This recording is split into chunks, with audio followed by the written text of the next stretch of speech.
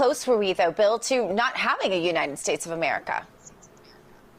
Well, there's a number of different stories we put in the book, Miracles in American History. One is Brooklyn Heights. The British found a loyalist. Now, that's someone who lives in America, but they're loyal to the enemy. I know it's hard for us to imagine that type of person ever existed. But this loyalist shows the British where to land in New York, and they march all night long through Jamaica Pass, and they attack Washington from behind on August 27, 1776. 3,000 Americans die. Only 300 British. And that evening, Washington's pinned up against the water, and it looks like the next day he's going to be killed because this is the entire American army. But they get every boat they can find, and they ferry the army across the East River to Manhattan Island. And then the sun starts to come up, and they've only moved half the army. And then a fog comes in. And Ben Talmadge, the chief of intelligence, said the fog was so thick that you could barely discern a man at 6 yards distance. The fog remained as dense as ever. And then Washington was on the last boat that left, and the fog lifted, and the British charged. No one's there. It was the last chance the British had to capture the entire American army. Another is we had Benedict Arnold. He had been the most popular general, even more popular than Washington. But Benedict Arnold was going to betray West Point, which was the biggest military base in America. And he was going to do it on the very day George Washington was coming to visit.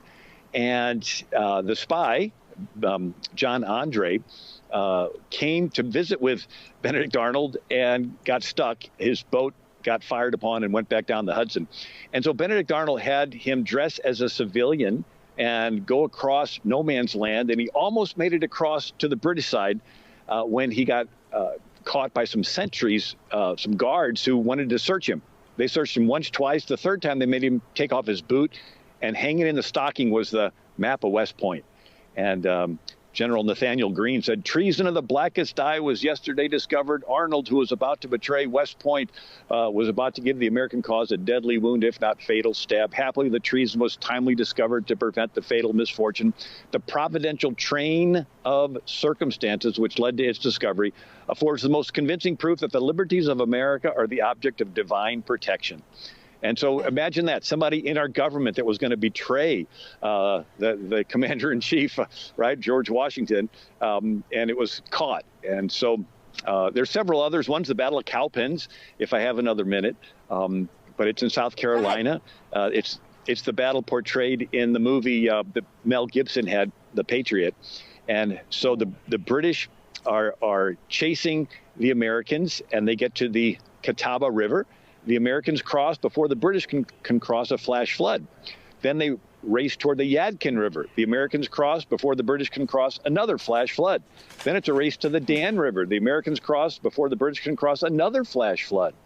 And so the British commander Henry Clinton writes, "Here the Royal Army was again stopped by a sudden rise of the waters, which fell almost miraculously to let the enemy over, who could not else have eluded Lord Cornwallis's grasp, so close was he upon their rear."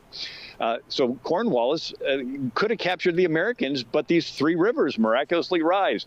And so over and over again, we see the hand of Providence intervening that allowed us to become this free and prosperous country that basically gives the individual the rights and freedoms. We should never forget that in our daily lives, and for that reason alone, we should never lose hope.